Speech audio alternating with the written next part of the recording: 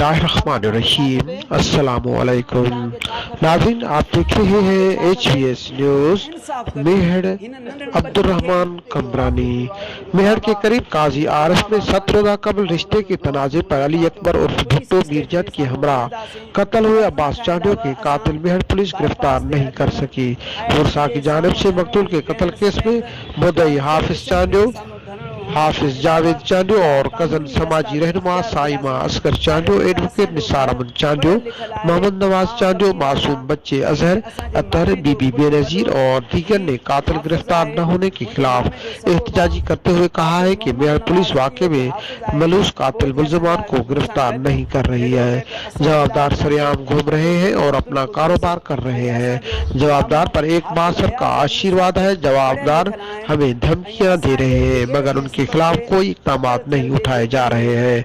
उन्होंने कहा कि हम 18 मई पर मेहर थाने के आगे धरना देंगे। उन्होंने मजीद कहा कि मुसल्लह अफराद सरेआम दिन दहाड़े मेहर के काजी आरिफ रोड पर बिलाजवाब अब्बास चांडियो को अपने दोस्त के साथ कत्ल करने वाले 6 मुल्ज़िमान के ऊपर पर्चा किया हुआ है मगर मेहर ए सेक्शन पुलिस गिरफ्तार नहीं कर रही है।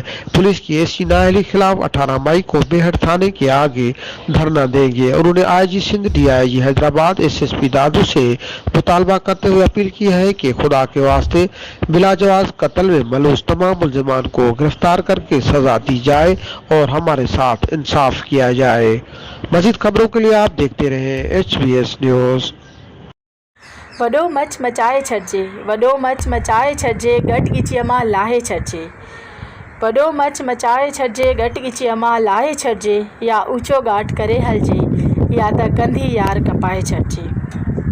अस्सलाम वालेकुम। हक़ मौजूद आऊं सिंध जी मज़लूम न्याणी साइमा असगर चांडियो हिकु दफ़ो ॿीहर हिन नाहक ज़ुल्म ख़िलाफ़ अवां सभिनी भाइरनि सां मुखातिब आहियां। सभ खां अॻु में आऊं मेहर जी सिविल सोसाइटी, मेहर जे सहाफ़ी भाइरनि, social media users, national press club जे सहाफ़ी भाइरनि ऐं हर उन माण्हू जी थोराइती आहियां जन हिन ॾुख जी घड़ी में मुंहिंजो साथ ॾिनो ऐं मुंहिंजो आवाज़ थी गूंजिया। ऐं उमेद थी कयां त तव्हां अॻिते बि ईअं ई मुंहिंजो साथ ॾींदव, मुंहिंजो आवाज़ थी गूंजंदव, मुंहिंजूं ॿाहूं थींदव। जीअं त मुंहिंजे चाचे शहीद ग़ुलाम अब्बास चांडियो जे क़त्ल खे हिकु हफ़्तो गुज़री चुको आहे, पर हिन महिल ताईं SHO मेहर कख भञी बीणो नाहे कयो। असीं इंसाफ़ घुरूं त आख़िर कंहिंखां घुरूं? ऐं अॻु में बि ॿुधाए चुकी आहियां त असीं पढ़ियल लिखियल कलम सां मुहबत कंदड़ माण्हू आहियूं ऐं पाण मेडिकल जी शागिर्दियाणी आहियां। तव्हां छा था चाहियो त मां कलम फिटो करे पंहिंजे हथ में पेट्रोल जी बोतल खणी सिंध हाईकोर्ट अॻियां पाण खे बाहि ॾेई साड़ियां? छा पोइ मूंसां इंसाफ़ थींदो? असीं 11 मई ते रिथियल धरणो पंहिंजो मुलतवी था कयूं हिकु हफ़्ते लाइ, ऐं असीं 18 मई ते उहो धरणो वरी कंदासीं।